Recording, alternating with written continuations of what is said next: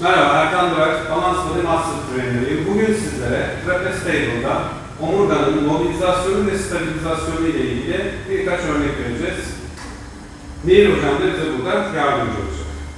İlk önce oturma pozisyonunda, oturma kemikleri üzerinde omurgayı nötr pozisyonuna getirdikten sonra barı tutuyoruz, yanlardan tutup. Nefes verirken posterior tiltle başlayarak roll down hareketiyle omurgayı artiküle ederek tek tek omurlarımızı mete yatırmaya başlıyoruz. Bu hareketi yaparken omuzlarımız stabilizasyonda. Nefes aldım, tekrar nefes verirken önce baş ve boyundan başlıyorum.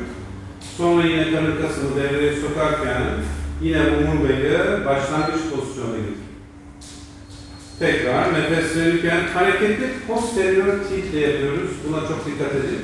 Ve yine omuz stabilizasyonuna dikkat ediyoruz. Nefes aldım ve nefes verirken yukarıya roll up'la kalkıyoruz.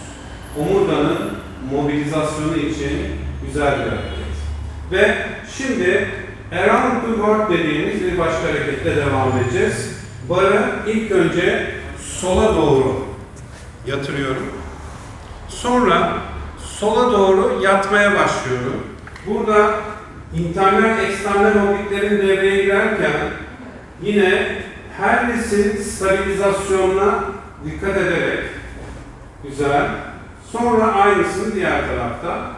Nefes verirken iniyorum, nefes alıyorum ve nefes verirken tekrar yukarıya çıkıyorum. Yine dikkat edeceğiniz şey skapular stabilizasyona dikkat ediyoruz.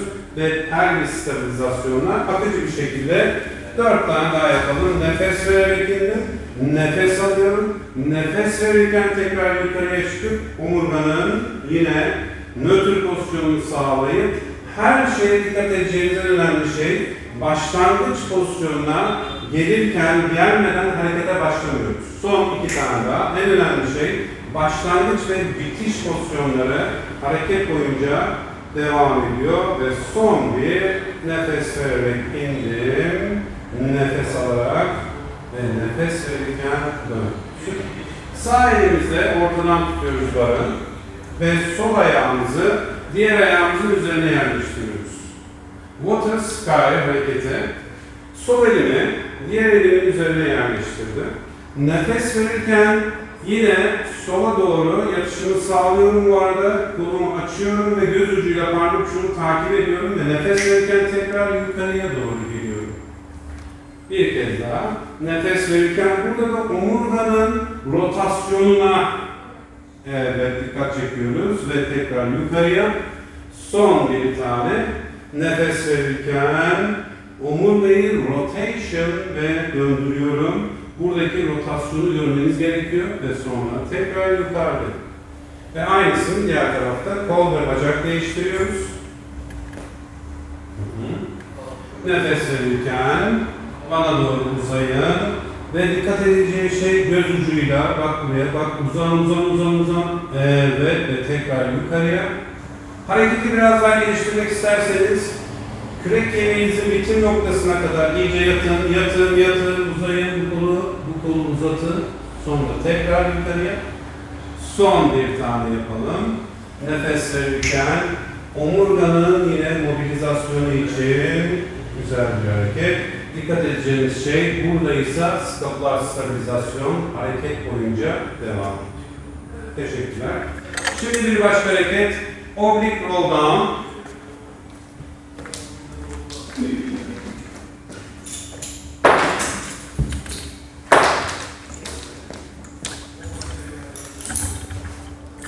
Yine aynı pozisyondayız. Burada handle straps'leri kullanıyoruz.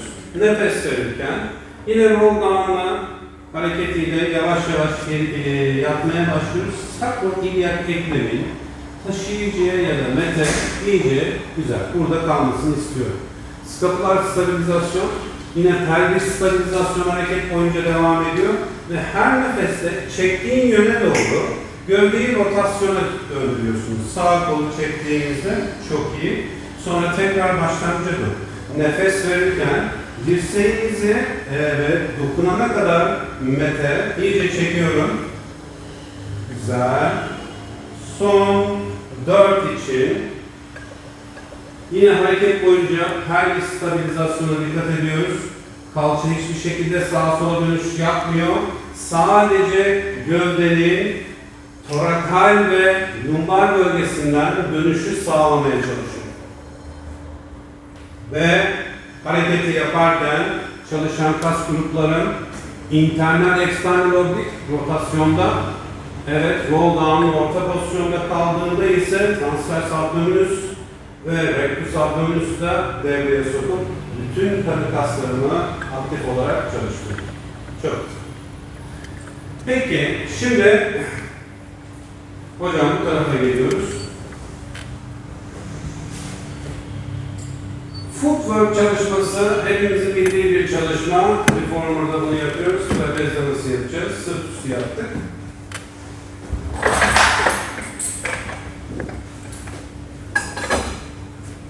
Evet.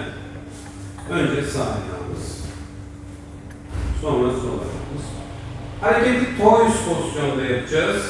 Bu pozisyonda yatırdığımda dikkat edeceğiniz şey nötr pelvis pozisyonu sağlamış olması gerekiyor. Eğer nötr pelvis pozisyonu bu pozisyonda sağlayamazsa o zaman yönünü diğer tarafa doğru çevirerek yaptırabilirsiniz. Bu da ek bilgi olarak kalsın. Evet, ellerimiz yanda. Yine skapular stabilizasyon ve omuz stabilizasyon hareket boyunca devam ediyor. Şimdi buradaki hizalanmaya dikkat etmeniz gerekiyor arkadaşlar. Topuğumuzdan, aşil tendonumuzdan başlıyorduk. Patellanın, dizin arka noktası ve gluteal kıvrım. Dizi bükerek dizlerimizi büküyoruz. Nereye kadar bükeceğiz? Yine nötr pelvis pozisyonu bozmayacak yere kadar bitelim. Güzel. Son 4 tane aynı şekilde hareketteki aralıklar ve hizalanmalar hareket boyunca bozulmamalı. Burada nerede mobilizasyon, omurganın ve stabilizasyonu var derseniz, burada mobilizasyon yok, stabilizasyonlar var. Bir, skapular stabilizasyon, yatış pozisyondayken omurganın nötr pozisyonu ve pelvisin nötr pozisyonuna dikkat ediyoruz. Şimdi buradayken bir de tendon stretch hareketimizi yapalım, yavaş yavaş, güzel, nefes verirken itiyorum. Nefes alırken, burada dikkat edeceğimiz şey hizalanma arkadaşlar. En önemli dikkat edeceğimiz olay hizalanmaya dikkat ediyoruz. Son 2 tane daha yapalım. Son bir tane yapalım. Ve V pozisyonuna geliyoruz. Nefes alırken dizlerimi büküyorum. Yine dizlerimi bükerken sanki frog yapar gibi ve uzattığımda yine dizlerimi. Burada hafif bir esneme devam edin hocam harekete. Ama kesinlikle diz arkası kirişlerine baskı yapmamaya dikkat ediyoruz. Son 2 tane daha. Bravo. Ve son bir yapalım. Ayaklarımızı V, geniş V pozisyonuna getiriyoruz. Bu basış şekillerinin hepsi normalde, evet, footwork çalışmalarında dizlerini bükerek güzel bir nefes vererek itelim. Son 2 tane daha ve son bir tane yukarıya uzadı. Çok güzel. Hocam ellerine bardağı tutup birazcık kendini bana doğru itiyorsun. Tamam. Şimdi ayaklarını kapat. Short spine masaj hareketimizi hatırlarsınız. Nefes verirken yukarıya doğru itiş yapacağız. İtiyorum. Kürek kemiğinin bitim noktasına kadar itişimi sağladım. Boynuma kesinlikle yük binmesine izin vermiyorum. Dizlerimi burada V pozisyonuna getirdim. Ayaklarımı V pozisyonunda dizlerimi büküyorum. Dizlerimi büktüğümde burada kal. Kesinlikle omurganın yere düşmesine izin vermiyorum. Sonra tek tek omurlarımı aşağıya doğru bırakıyorum. Ve pelvisimi nötr pozisyona getirdikten sonra bacaklarımı yukarıya doğru itmeye başlıyorum. Ve nefes verirken tekrar yine hareketi pelvisten başlattım. Güzel. Burada bütün omurgayı sabitledikten sonra dizimi büktüm. Nefes aldım. Nefes verirken tek tek omurlarımın açılmasını sanki pelvisi en uç noktaya uzatmaya çalışıyorum yere yerleştirirken. Ve ne işe yarıyor? Hamstringlerimin esnemesi, yukarıya itiyorum. Yine hareketi yaparken kor kasları ve abdominal kaslar ve aşağıya doğru inerken omurganın mobilizasyonunu sağlamaya çalışıyorum. Çok güzel. Tek tek ayaklarımı çıkarıyorum ve böyle. Teşekkür ederim. Evet hocam, oturuyoruz ve cat kneeling hareketiyle devam edeceğiz. Dizlerimizin üzerindeyiz.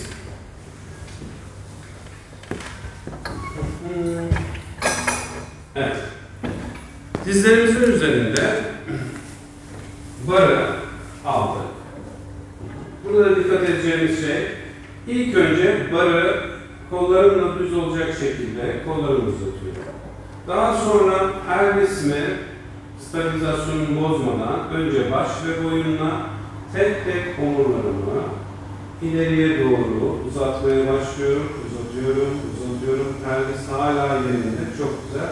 Torakalden biraz daha esneyip başımı hafifçe yukarıya doğru sanki göğsümü yere doğru bastırmaya çalıştığınızı düşünün. Süper. Sonra tekrar önce başım. Sonra yavaş yavaş hareketi lumbar bölgeden başlatıp tek tek omurlarımı pelvisin üzerine yerleştiriyorum. Hareket boyunca yine skapular stabilizasyon. Yukarıya geldiğinde gövdeyi ekstansiyona doğru açmaya çalışıyorum. Bu kadar. Ve kolları dönüyoruz. Sonra tekrar nefes verirken yine kor aktivasyonu kullanarak barı ileriye doğru itmeye çalışıyorum. İtiyorum ve en sonunda torakal bölgeyi biraz daha açarken servikalden biraz yukarıya doğru ekstansiyona gidiyorum. Nefes verirken lumbar bölgeyi fleksiyona getirip tek tek omurlarımı pelvisin üzerine yerleştiriyorum. Ve en sonunda yukarıda yine omurgaya bir ekstansiyon yapacağım. Sonra tekrar nötr pozisyon. Nötre gel. Süper. Şimdi bacaklarımı yana açıyorum. Biraz daha yaklaşıyoruz. Barı tuttum. Yine omurganın mobilizasyonu için nefes verirken öne doğru. Evet, karın aktif. İleriye uzadım. Süper. Sonra tekrar önce yukarıya doğru kalk. Burada dur. Şimdi omurgayı fleksiyona doğru getirmeye başla. Ve yukarıda nötr pozisyona geldikten sonra hareket devam ediyor ve yukarıya doğru yine torakalden ve lumbar bölgeden esnemeye çalışıyorum. Son bir kez nefes verirken kor aktivasyonu. Karın kasımı da burada kullanmayı unutmayın arkadaşlar. İterken özellikle barı itmeye çalışırken. Sonra tekrar yukarıya. Güzel. Ayaklarımızı getirdik, bara doğru yerleştirdik. Ve circle sol hareketi. Sağ elimle çapraza uzanıyorum. Sol elimle de barı bu şekilde tutuyorum. Ve yavaşça yukarıya doğru itmeye çalışıyorum. Yine pelvisimi stabilizasyonunu sağlamaya çalışıyorum ki burada pelvis sağa ve sola yukarıya hareket etmesin. Eğer buna izin vermiyorsam dizlerinizi büküp omurganızın üst kısmını esnetmeye çalışıyoruz. Sonra nefes verirken sağ elinizi bardan bırakıp yana doğru açılıyorsun sağda. Evet ve gövdeyi güzel bir rotasyon hareketiyle döndürüp omurganın başını içeriye sadece burada bitiriyor. Yine omurganın üst arka bölgesini esnetip yine burada bir gövdeyi ekstansiyona getirip omurgayı rotasyona çevirip ve ileriye doğru uzan ve tekrar bu esnemeyi sağlıyoruz. Son bir tane yapalım. Nefes verirken sağdan yana doğru açılalım. Evet. Ve burada gövdenin, omurganın rotasyonunu sağlıyorum. Güzel. Burada bakın pelvis hafifçe yukarıya doğru kalktı. Esnemenin daha fazlasını yapmaya çalışıyoruz yaparken ama pelvise dikkat etmemiz gerekiyor. Ne kadar izin veriyorsa, evet, ve kol değişti. Aynısını sol taraftan. Sol kolumuzda sağ çapraz'a doğru, evet, omurgayı esnettik. Pelvis sabitledik. Sonra sol elinle bana doğru uzanmaya çalışıyorsun. Uzandım. Gövdeyi rotate edip, evet, güzel, pelvisi, bu kadar.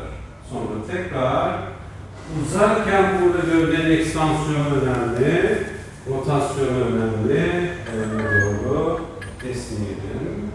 Son bir tane.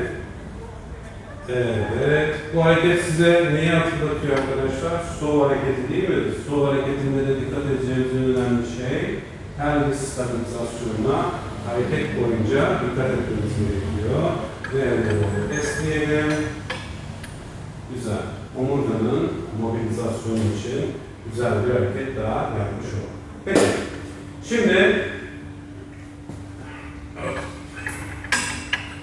Joe'nun nefesi diye bir hareketimiz var arkadaşlar. Ama onun için bir aparat getireceğim size. Bir dakika. Bu arada tutmaya çalışalım. Hocam sen onu getirebiliyor musun?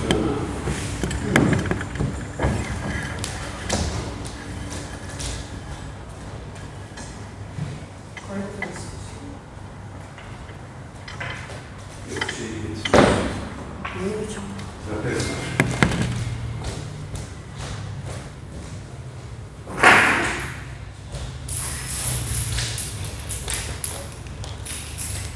Evet, sırt üstü yapıyoruz. Ayaklarımıza buna trapez bar adı veriyoruz. Bu tarafa yapıyoruz. Ayaklarımızı trapez bara yerleştiriyoruz.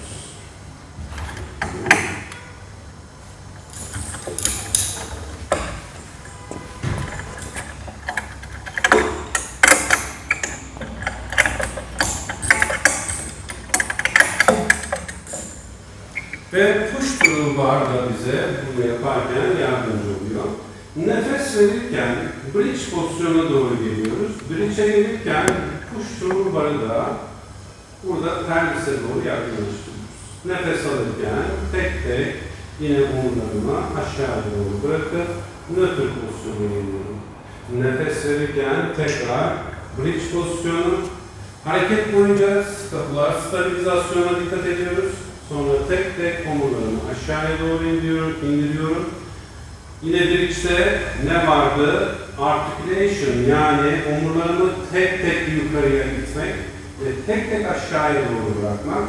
Bunu yaparken de omurganın mobilizasyonunu sağlamayı amacımız. Ama tabii bu hareketi yaparken aynı zamanda bridge'de hamstring kasları, gluteal kaslar ve barı aşağı indirdiğimde burada sabit kalıyorum. Sadece barı yukarıya aşağıya hareket ettiriyorum. Nefes verirken aşağıya. Evet. Nefes alırken yukarıya. Ve bütün gövdeyi stabilize ettim şu anda. Bütün stabilizatör kaslar devrede. Çok iyi. Burada sabit kalıyor. Bar. Şimdi sadece evet, bridge hareketini yapıyorum. Nefes verdi yukarıya. Güzel. Nefes alırken. Son iki tane. Nefes verme yukarıya. Son bir tane. Ve yukarı. Süper.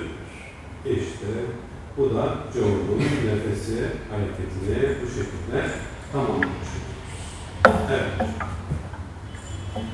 Şimdi bir sıvam hareketi olmadan olmaz tabii ki.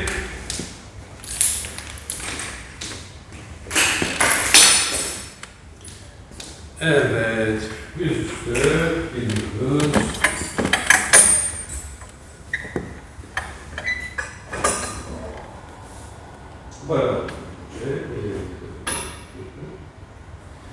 Nefes alırken gövdeyi, ayaklarımız yüzüstü yattığımız pozisyonda yapacağımız ilk iş pubisi yere bastırmamak. Pubisi yere bastırdığımızda belimize binen yükü hafifletmiş oluyoruz.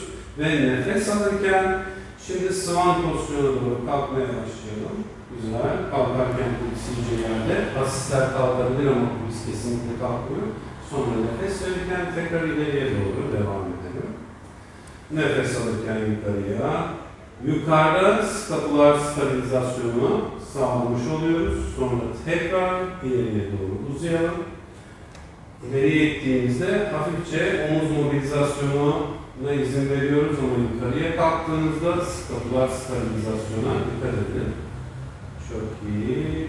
Son 2 için nefes al. Yukarıya ve servikal ve torakalden yukarıya doğru uzadığını hissettirin. Burada latissimus dorsi, evet, burada serratus anterior devrede itelim. Son bir yapalım. Nefes alırken yukarıya. Çok iyi. Ve nefes verirken. Burada dikkat edeceğiniz önemli şey, buradaki kavise eğer çok V şeklinde olursa o zaman bele yük bindiriyoruz demektir. O zaman inelim aşağıya. Birazcık daha geriye doğru alıp bele binen yükü azaltmamız gerekiyor. Tekrar yukarıya. Yani şöyle düşünün, benzetme yaptığımda bir kaydıraktan indiğinizde kaydırak devam etmeli. Yoksa burada inip burada saplanırsanız o zaman bele aşırı bir şekilde yük bindirmiş oluyoruz. Buradan advance bridge'e geçiyoruz. Çok azıcık daha hocam geriye gel. Süper. Önce dirsekleri büküyorum. Sonra yavaş yavaş kollarımı yukarıya doğru kaldırırken gövdeyi de yukarıya kaldırıp ve nefes verirken önce barı aşağıya kaldır. Nefes al, indir barı aşağıya, indir ve nefes verirken gövdeyle beraber tekrar uzayalım. Çok iyi. Bir daha nefes aldım. Yukarıya kolumu uzuyorum, iyice açıldım. Evet ve nefes vermeye başlarken indirdim ve 2 nefeste hareketi bitirebiliriz. Son bir tane.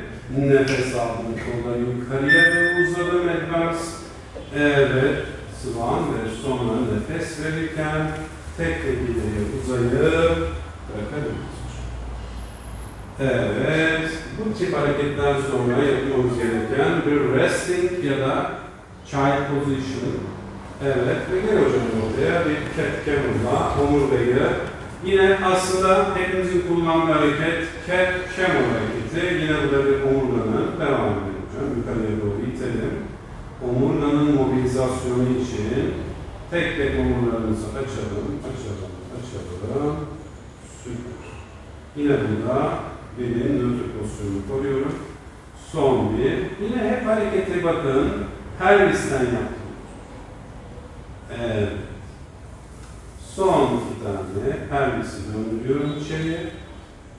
Son bir tane. Güzel.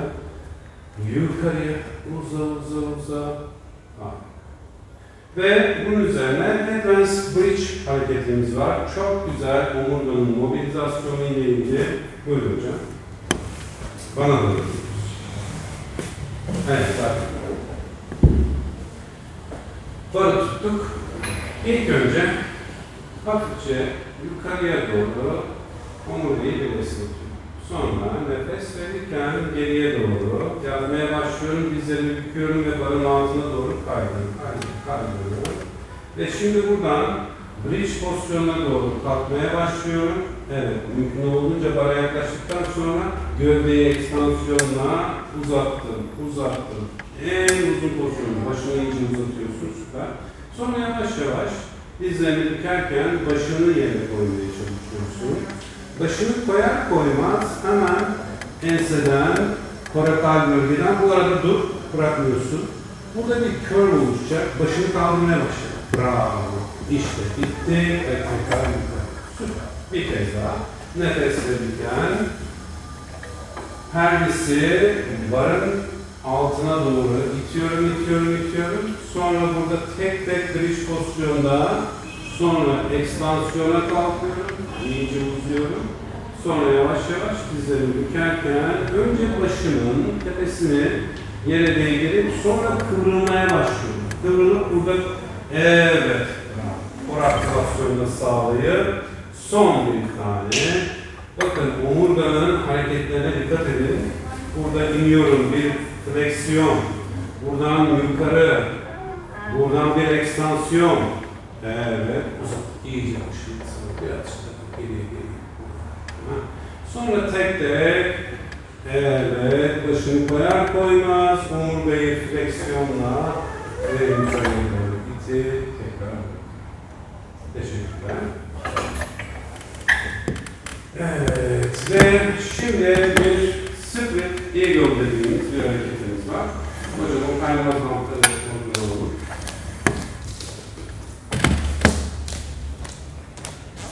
Ellerimizle kaymaması için bu bantları oraya yerleştiriyoruz.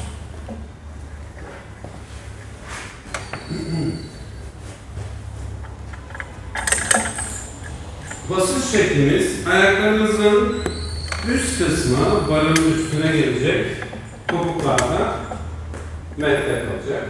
Nefes verirken gövdeyi iyice geriye doğru bırakıyorum. Bıraktığımda omurganın iyice uzadığını ve hamstringlerimin açıldığını hissediyorum.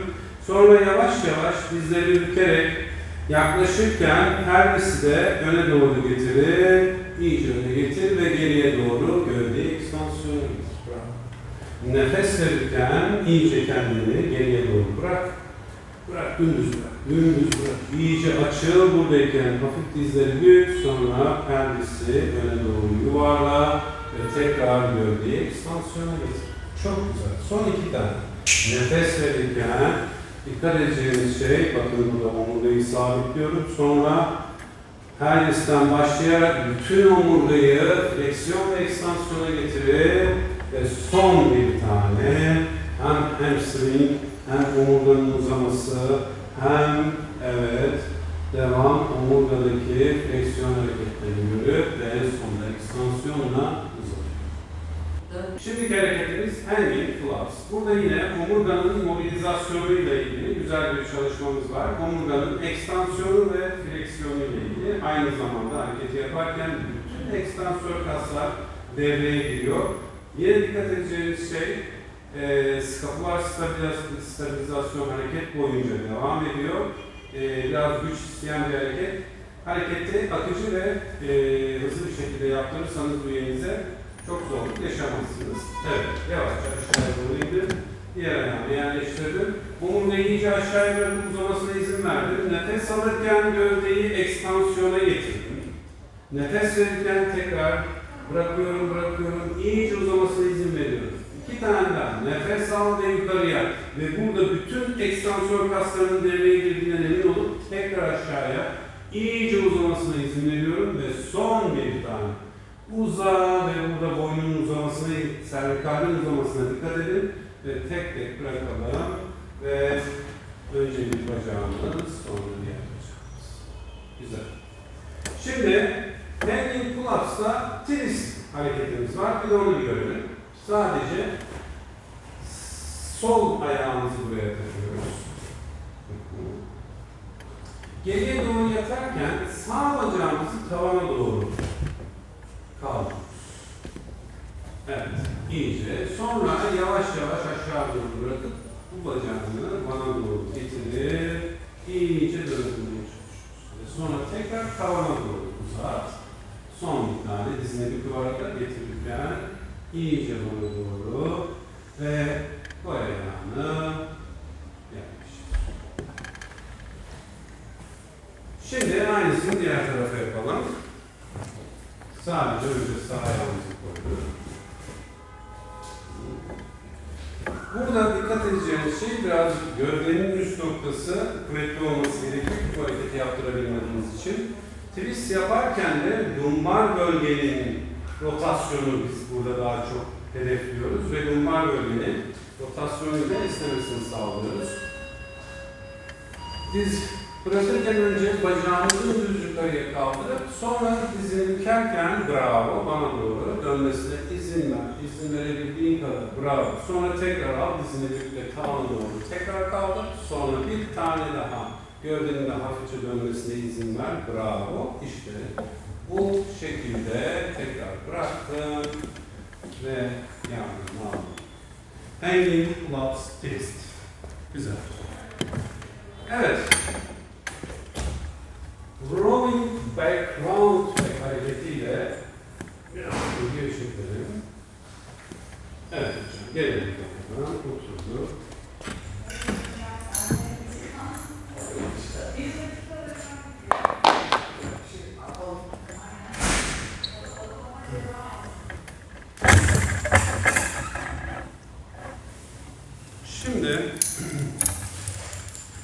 En hızlı sersemizde yine hareketimize devam edeceğiz. Birazcık daha geriye doğru gidiyoruz. Yine önce kollarımızı hareketi yaptırırken bu şekilde nefes alırken çekiyorum. Nefes verirken roll down'la geriye doğru gidip sonra ellerimi içten doğru çeviriyorum ve V şeklini görüyorum. Gövdemi öne alırken kollarımı iyice geriye doğru çek uzayabildiğim kadar bu arada omurga iyice fleksiyona getirip esnemeyi sağlıyorum. Sonra burada omuz mobilizasyonu ne kadar izin veriyorsa önce ileriye doğru uzuyorum. Sonra tek tek omurlarımı yukarıya doğru kaldırıp nötr pozisyona geliyorum. Kollar uzun pozisyon. Nefes alırken çektim. Nefes verirken roll down'la geriye doğru iniş yaptım. Nefes alırken ellerimi içeriden çevirip buradaki biraz önde tutuyorum. V pozisyonunu göreceksiniz. Sonra gövdeyi öne alırken kolları da iyice geriye çekebildiği kadar sonra yavaş yavaş öne doğru uza ve kollarını getirdikten sonra omurgayı nötr pozisyona getir. 2 tane akıcı şekilde nefes aldım, verdim, yana doğru açtım, öne doğru uzadım. Evet ve tek tek bravo. İşte bu. Omurgayı nötr pozisyona getirdim. Son bir çektim. Geri roll down'a inip ellerimi içeriden çevirdim. İyice uzadım. Burada dur. Bana doğru uzanmaya çalış. Ve gövde iyice öne. Ve şimdi yavaş. Hiç acele etme. Omuzun mobilizasyonu ne kadar izin veriyorsa ama iyice uzan. Hala kalkmıyorsun. İyice uzan. Ve şimdi tek tek omurlarını nötr pozisyonuna getir. Harekette gördüğünüz gibi omurganın mobilizasyonu ve burada omuz mobilizasyonu devreye giriyor. Güzel bir omurgayı ve omuzun hareket kabiliyetini arttıracak güzel bir çalışma. Rolling back ve round back hareketi. Güzel. Şimdi ise hocam geliyoruz bir teaser hareketiyle devam edeceğiz. Sırt üstü yaptık. Tutuyoruz. Bacaklarımızı tabletop pozisyonu getiriyoruz. Nefes verirken barı yukarıya doğru itiyorum. Gövde yukarıya kalkıyor, bacaklar da yukarıya doğru kalkıyor ve bir V pozisyonu görüyorum. Evet, bacakları çok az daha aşağı iterken burada torakardan biraz daha uzak. Sonra tekrar nefes alırken başlangıç pozisyonu geliyor. Nefes al, nefes ver ve ileriye doğru uzan. Evet, bravo. Tekrar yine gövdenin, omurganın fleksiyonunu görüyoruz yukarıya kalkarken. Aşağı inerken de tek tek omurlarımızı kontrollü bir şekilde aşağıya bırakmaya çalışıyoruz. Yine burada omuzun mobilizasyonu ve stabilizasyonu hareket boyunca devam ediyor. Şimdi bacaklar tabletop'ta nefes verirken yukarıya doğru kalkıyoruz. Kalkalım teaser pozisyonu. Evet, başlangıç pozisyonumuz bu. Aynı anda hem gövdeyi hem bacaklarımızı teaser 4. Evet, in aşağıya. Tek tek nefes al. Ver ve yukarıya. Tam yatıyoruz. Evet, tekrar nefes alarak tek tek. Ve bir daha. Uzan. 2 tane kaldı. Son. Evet, tam yapma. İşte bu. Ve son bir yapalım. Nefes verirken yukarıya uzan ve bacakları alıyor. Makineye oturduk. Oturduğum pozisyonda barı aldım. Orta kal. Tek tek bacaklarını tabletop'a kal. Dengeyi sağla. Şimdi bacaklarını dümdüz bana doğru. Güzel. Her nefeste geriye doğru, yatarken dizleri sağa doğru. Çok yatmadan, dizlerini çek. Sonra kalk bana doğru uzan. Açıl. Sonra aynısını diğer. Evet, çekebildiğin zaman işte bu. Ver nefes burada. Gördüğümüz şey devam edelim. Yine lumbar bölgeden rotasyon yapabildiğimiz kadar yapıyoruz. Ve yukarıya kalktığımızda evet, gövdeyi stabil hale getiriyorum. Son 4 tane internal extended oblique'ler için çok iyi bir çalışma. Son 4 nefes. Ver ve uzanma. 3 tane çektim. Ver ve uzanma. Son 2. Evet. Ve son 1 tane. Geriye. Çok güzel. Burada kalıyorsun. Ayaklarını hocam. Elleri sen elleri doğru yatmış. Ve kemiklerin hayır. Barı tutar. Şimdi geriye doğru yat. Kürek kemiklerimizin bitim noktası tam taşıyıcının üzerine gelir. Bravo. Burada kal.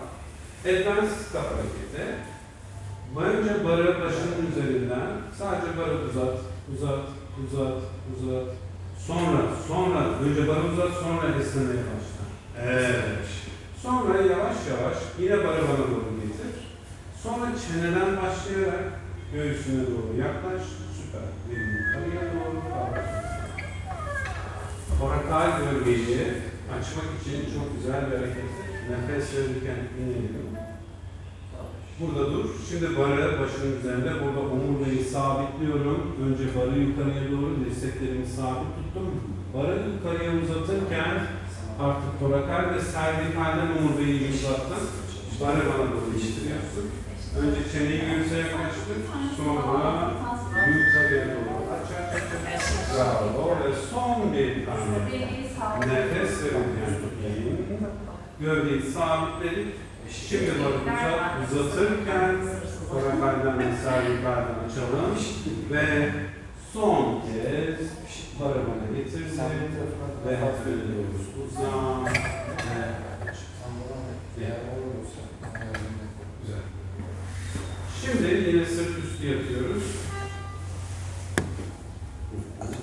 Mindful stretching hareketi. Ayaklarımızı yanlara basıp ellerimizi içten tutalım. Nefes verirken baş ve gövdeyi yukarıya kaldırıyoruz ve bacaklarımızı uzatıp başını iyice içeriye kalkalım. Evet, sonra tekrar dizleri bükerek gövdeyi aşağıya doğru bırak. Bir kez daha ver nefes ve uzan. Yine hamstring kaslarının esnemesini sağlarken omurganın fleksiyonu tekrar yavaş yavaş geriye doğru inelim. Omurganızın esnemesi için güzel bir harekettir. Mindful stretching hareketi. Yukarıya. Son bir yapalım. Ver nefes. Yukarıya. Uzan ve salota. Süper. Ve çizmesi büyük. Evet. Bırakabiliriz. Hocam oturuyorsun, sırtını alıyorsun. Dönme ve hareketiyle dersimizi sonlandırıyoruz. Sol elimizi sağ kolumuzu yana açtık. Nefes alırken yine pelvis stabilizasyona dikkat ederken yana doğru istemeye başlıyorum.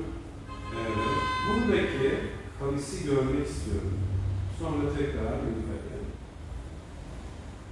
Bir kez daha nefes al ve uzanabildiğin kadar uzanıyorsun. Süper. Tekrar yukarıya. Ve son bir tane lateral flexion'la burada devam ediyorum. Şimdi omurgayı rotasyona getirip sağ elimle barı oradan tutuyorum. Solu da omuz hizasında ve sağ bacağımı yukarıya kaldırıyorum. Hadi kızım. Evet. Şimdi barı ileri uzatırken sağ bacağımı da iyice ileriye doğru uzanmaya çalışıyor. Gövdenin iyice rotasyondayken esnemesine izin veriyorum. Şimdi tekrar yukarı kalkarken dizine bir kalk. Hayır. Hiç bırakma. Tekrar ileriye doğru uzan ve bacağı uzatmaya devam. Süper. Son bir tane nefes aldım yukarıya. Ve nefes verirken hareket koyacağız. Kapılar stabilizasyon devam ediyor. ve iyice uzayıp sonra tekrar dizini büküyorsun. İyice kalk dirseklerini güvenli bir şekilde tekrar. Evet, teşekkür ediyoruz. Bizim omurganın stabilizasyonu ve mobilizasyonu ile ilgili sizlere birkaç örnek verdik. Buradaki amacımız daha vücudumuzun hareket kabiliyetini artırabilmek, özellikle ilerleyen yaşlarda omurgamızdaki daralmalar ve hareketsizlikten dolayı oluşan kaslarımızdaki zayıflıklar bizim hareket kabiliyetimizi yavaşlatıyor. Amacımız bunlara izin vermemek ve omurganın stabilizasyonu ve mobilizasyonunu hayatımız boyunca aynı seviyede tutmakta. Teşekkür ediyoruz.